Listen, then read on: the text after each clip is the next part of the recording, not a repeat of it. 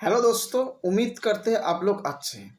मैं विधान विश्वासु। मैं 2015 का जो आरआरबी एनटीपीसी एग्ज़ाम था, उसमें उस एग्ज़ाम को क्लियर करके अभी रेलवे में जॉब कर रही हूँ। तो जब मैंने आरआरबी एनटीपीसी का जो उस टाइम का जो सीबीटी ऑन एग्ज़ाम था, उसको देने के पहले जो 3-4 महीना जो कैसे मैंने प्रिपरेशन लिया था, उसके ऊपर एक डिटेल्स वीडियो मैंने लेके आया। इस वीडियो में बताऊंगा कि अभी जो जब ऑलरेडी रेलवे बोर्ड ने वैकेंसी के बारे में बोल दिया, तो 3 से 6 महीने में अभी सीबीटी ऑन एग्ज़ाम होने वाला है। तो इसलिए हम लोगों को उसके रिगार्डिंग प्रिपरेशन लेना चाहिए कि इस टाइम को कैसे बेस्ट प्रिपरेशन ले कि हमको फर्स्ट अटेम्प्ट में ही एनटीपीसी का एग्ज़ाम क्लियर हो जाए। तो चलिए, इसके हिसाब से आज हमने ये वीडियो लेके आया कि उस टाइम मैंने क्या क्या चीज़ फॉलो किया था एनटीपीसी एग्ज़ाम को सीबीटी देने से 3 से 4 महीना पहले। जो फर्स्ट चीज़ आपका दिमाग में रखना चाहिए कि मेंटली आपको प्रिपेयर्ड होना पड़ेगा 8 से 10 घंटे जॉब पढ़ने के लिए। मतलब होता है कि पहले कम पढ़ाई से चल जाता था, लेकिन अभी क्या है कि आप एग्ज़ाम नज़दीक आ गए, तो आपको मेंटली प्रिपेयर्ड होना पड़ेगा कि अभी से हमको मन लगा के 8 से 10 घंटा एवरीडे पढ़ना पड़ेगा। नहीं तो सीबीटी ऑन क्लियर करना बहुत डिफ़िकल्ट हो जाएगा भाई। ये जो 8 से 10 घंटा है, आपको पहले इसमें प्रॉब्लम आएगा ये हैबिट को लेके आने के लिए। तो इसीलिए हर दिन आप इम्प्रूव कीजिए कि हर दिन आप 1-1 घंटा पढ़ाया ना जो पढ़ते हो उसको बढ़ाइए। उसको बढ़ाइए कि 5 से 6 घंटा से 6 से 7 घंटा ऐसे करके धीरे-धीरे बढ़ाइए। तो आप ईज़िली 8 से 10 घंटा पढ़ाई में पहुँच जाओगे। और जो 8 से 10 घंटा आप जब पहुँच जाएँगे, उसको कांस्टेंट रखिए। और कैसे पढ़ना है कि आपको जो पढ़ना है, जो 8 से 10 घंटा कंटिन्यूसली नहीं पढ़ना है, 1 से 1.5 घंटा पढ़ना है। उसके बाद आप लोगों को क्या करना है, 1 से 1.5 घंटा पढ़ना है।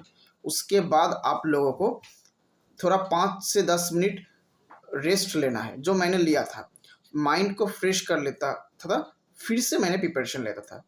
तो ये था, मैं जब सीबीटी ऑन से पहले 3 से 6 महीने पहले का मेरा प्रिपरेशन स्टडी ऐसे था कि मैंने मेंटली प्रिपेयर्ड हो गया था कि मेरे को अभी 8 से 10 घंटा पढ़ना है, और जो मन लगा के पढ़ना है। और उस पढ़ाई में हमको 1 घंटा के 1.5 घंटा के बाद मैं 5 मिनट का रेस्ट लेता था। नेक्स्ट जो पॉइंट आती है कि आपको एटलीस्ट जो भी पुराना बुक आपने ऑलरेडी पढ़ के रखा है, उसको 2 से 3 बार रिवाइज करना चाहिए। मैंने उस टाइम जीके के लिए अग्रवाल और तरुण गोयल का बुक्स पढ़ा था मैंने, और लुसेंट भी थोड़ा पढ़ा था। तो अग्रवाल और तरुण गोयल को मैंने 4 से 5 बार रिवाइज दिया था सीबीटी ऑन के पहले। और जो लुसेंट का बुक्स था उसको मैंने एक बार सिर्फ रिवाइज दिया था। तो क्योंकि उस टाइम में जीके का वेटिंग ज़्यादा था, तो इसलिए मैंने जीके के ऊपर ज़्यादा फोकस किया था। लेकिन अभी तो क्वेश्चन थोड़ा चेंजेस आया है, क्योंकि क्वेश्चन अभी दिन का दिन डिफ़िकल्ट हो रही है। मेरा टाइम में भी first time computer based exam हुआ था, तो प्राइवेट प्लेयर लिया था, तो क्वेश्चन थोड़ा चेंजेस आया था आज के ज़माने की तरह। लेकिन अभी तो दिन का दिन ये डिफ़िकल्ट हो रहे हैं। तो मेरा सजेशन है कि आप लोग जो 8 से 10 घंटा है, उसमें से लगभग 5 से 6 घंटा अपने पुराना जितना भी बुक्स पढ़ा है उसको रिवाइज में काम लगाइए। क्योंकि आप जो चीज़ ऑलरेडी जानते हो, उस चीज़ अगर कुछ बाय मिस्टेकली रेलवे में आप जब सीबीटी ऑन एग्ज़ाम देंगे उसमें मिस हो जाएगा, तो आपको खराब लगेगा। और आप लोगों को पता है कि 0.5 नंबर के लिए, 1 नंबर के लिए सिलेक्शन नहीं होता है।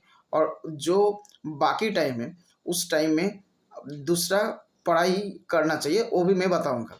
तो मेरे हिसाब से नया बुक को पढ़ने से ज़्यादा जो ऑलरेडी आपने पढ़ाई किया है उसको 2 से 3 बार रिवाइज कीजिए। कोई भी बुक आपके पास हो उसको आप रिवाइज कीजिए।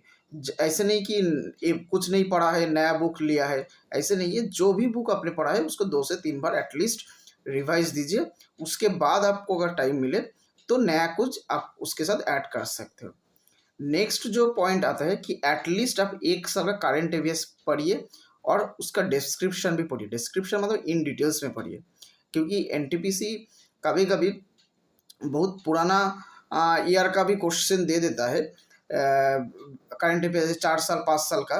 लेकिन वो तो पॉसिबल नहीं होता है, क्योंकि अभी जो एनटीपीसी का सीबीटी ऑन है उसमें 90 मिनट टाइम रहता है, और उसमें 90 सॉरी, हाँ, ऑन, हाँ, 90 मिनट टाइम रहता है और 100 क्वेश्चन रहता है। तो उसमें से आप लोग 5 to 10 question current affairs definitely मिलेगा, क्योंकि अभी क्वेश्चन मॉडल चेंज हो गया है। क्योंकि यूपीएससी का अगर आप क्वेश्चन देखेंगे, उसके देखेंगे कि करंट अफेयर्स ज़्यादा आती है, तो उसी पैटर्न को अभी मतलब रेलवे में भी फॉलो किया, क्योंकि अभी प्राइवेट प्लेयर उसको क्वेश्चन करती है। तो इसीलिए मेरा सजेस्ट है एटलीस्ट करंट अफेयर्स पढ़िए, क्योंकि करंट अफेयर्स आपका जॉब का बहुत निश्चित करती है। ऐसे नहीं कि करंट अफेयर्स 5 से 10 नंबर अगर छोड़ देंगे तो सिलेक्शन होना बहुत मुश्किल है। तो इसीलिए बाकी पार्ट के साथ आप करंट अफेयर्स पढ़िए और इन डिटेल्स में पढ़िए। डिटेल्स इस जो जो इम्पोर्टेंट चीज़ें उसको डिटेल्स में पढ़िए, इसलिए क्योंकि अगर आपका आपने जैसे किसी ने किसी चीज़ में पढ़ा है और उसका सिर्फ ऑब्जेक्टिव पढ़ा है, लेकिन उसका डिटेल्स से भी अभी क्वेश्चन आ सकती है, क्योंकि सीबीटी ऑन बहुत शिफ्ट में होती है। तो इसीलिए उनको बहुत ज़्यादा क्वेश्चन करना पड़ता है, तो कभी कभी बहुत अंदर से भी क्वेश्चन कर देगा। तो इसीलिए एटलीस्ट 1 साल का जो करंट अफेयर्स है उसको पढ़िए, और उसका जो जो इम्पोर्टेंट करंट अफेयर्स है उसको ध्यान दीजिए, क्योंकि करंट अफेयर्स के बिना जॉब मिलना मुश्किल है। नेक्स्ट जो पॉइंट आती है वो कि आप एटलीस्ट जो आपका जो टाइम है, डे है, उसमें हर दिन एटलीस्ट एक प्रैक्टिस सेट प्रैक्टिस कीजिए। मतलब अगर आप एनटीपीसी का एग्ज़ाम दे रहे हो, तो एनटीपीसी का एग्ज़ाम दे रहे हो इसीलिए एनटीपीसी रिलेटेड प्रीवियस ईयर्स का जितना प्रैक्टिस सेट है या कोई मॉडल प्रैक्टिस सेट होगा, तो उसको हर दिन एटलीस्ट आप एक सेट करिए। एक से ज़्यादा करेंगे तो बहुत अच्छा है, क्योंकि मैंने हर दिन एक सेट एटलीस्ट तो प्रैक्टिस करता था। कभी कभी 2 सेट भी मैंने प्रैक्टिस किया था, और मैंने टाइम देकर भी किया था, क्योंकि 90 मिनट का टाइम है, 100 क्वेश्चन है सीबीटी ऑन में। तो मैं 80 मिनट का टाइम लेता था, और 80 मिनट में जितना कर पाता था उसको देखता था कितना मैंने कर पाया। तो धीरे धीरे जब मैंने 100 से ऊपर सेट को प्रैक्टिस किया था, तो तब जाके मेरे को 80 मिनट में ही 100 क्वेश्चन अटेंड हो जाता। तो 10 मिनट मेरे पास रहता था, तो मैं सोच जो क्वेश्चन जो मैथ को छोड़ दिया था, जो जीआई को थोड़ा टाइम की वजह से छोड़ दिया था, तो उसको फिर से मैंने ट्राई करता था, तो 1-2 मैथ और जीआई फिर से मेरा हो जाता था। तो ये बहुत बेनिफिट होता है मॉडल प्रैक्टिस सेट करना। इसमें आपका कॉन्फिडेंस बढ़ जाती है, टाइम मैनेजमेंट ठीक हो जाती है, और जो भी मॉडल क्वेश्चन होता है उसमें जो क्वेश्चन रहता है वो बहुत स्टैंडर्ड रहता है।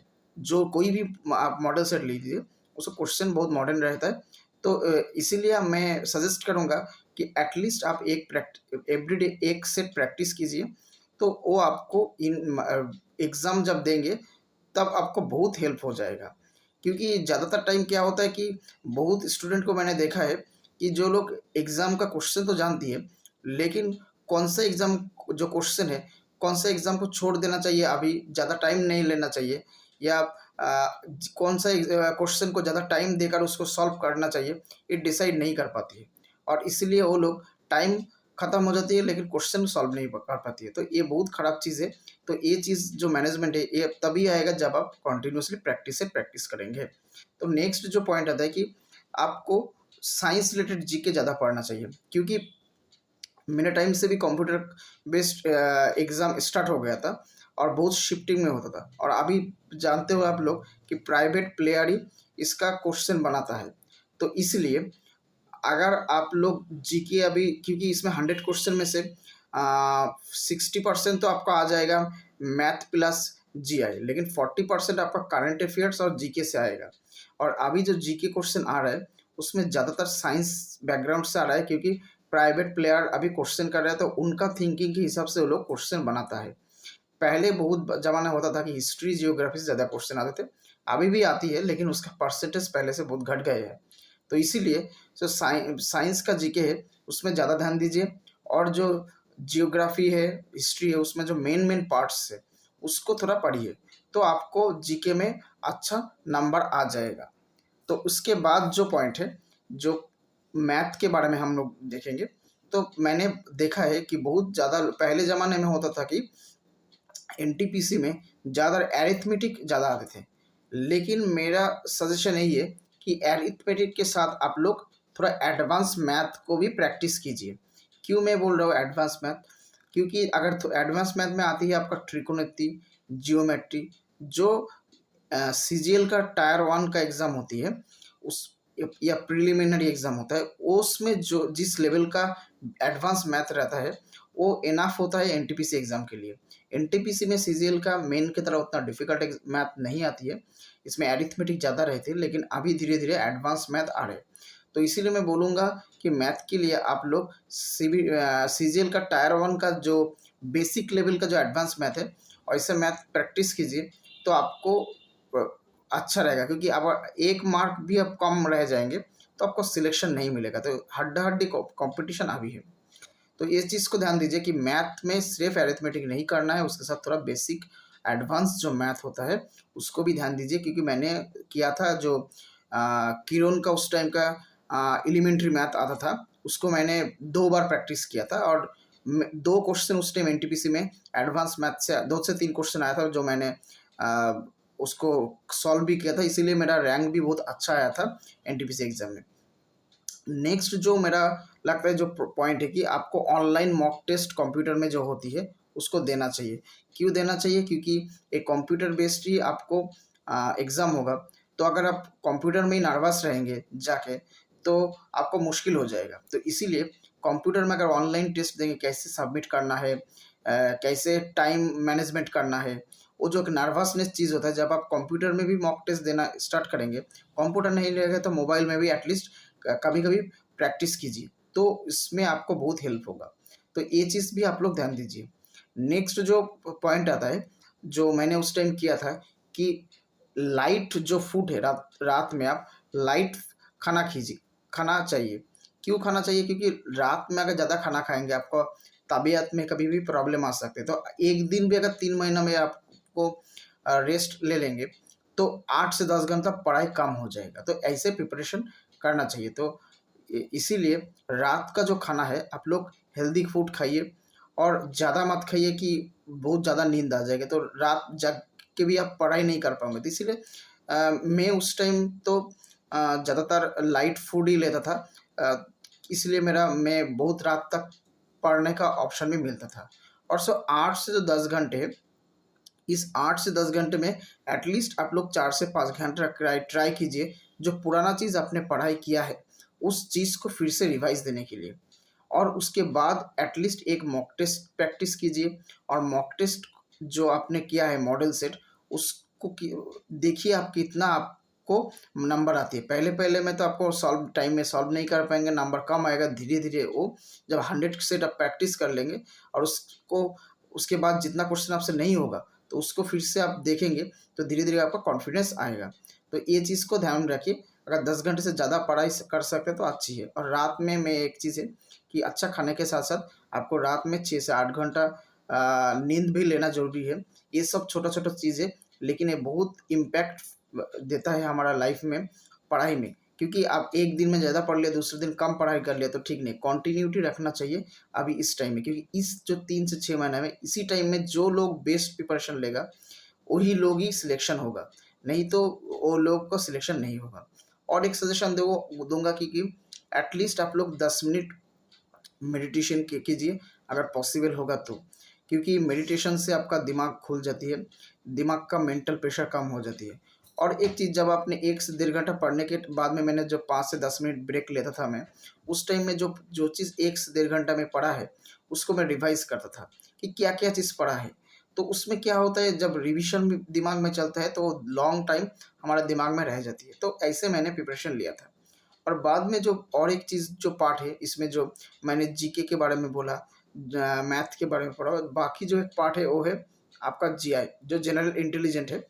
इसको एक्चुअली में अगर आप जीआई को कोई बुक्स को फॉलो करेंगे, तो ज़्यादातर जीआई का बुक्स बहुत मोटा रहता है, इस कम टाइम में पॉसिबल नहीं रहता है। जैसे मैंने अग्रवाल का मेरा बुक था, वो बहुत मोटा था, उसको मैंने इसीलिए रिवाइज़ नहीं किया था। उसके जगह में मैं जितना भी मॉडल सेट प्रैक्टिस करता था, उस मॉडल सेट में जो जीआई रहता था, उसको बार-बार मैं प्रैक्टिस करता था। तो इसलिए मेरा जीआई अच्छा हो गया था। तो मैं इसलिए बोलूँगा, जितना भी अपने 100 मॉडल सेट अपने प्रैक्टिस करेंगे, मॉक टेस्ट दीजिए, उसमें जो जीआई रहेगा उसको सॉल्व कीजिए।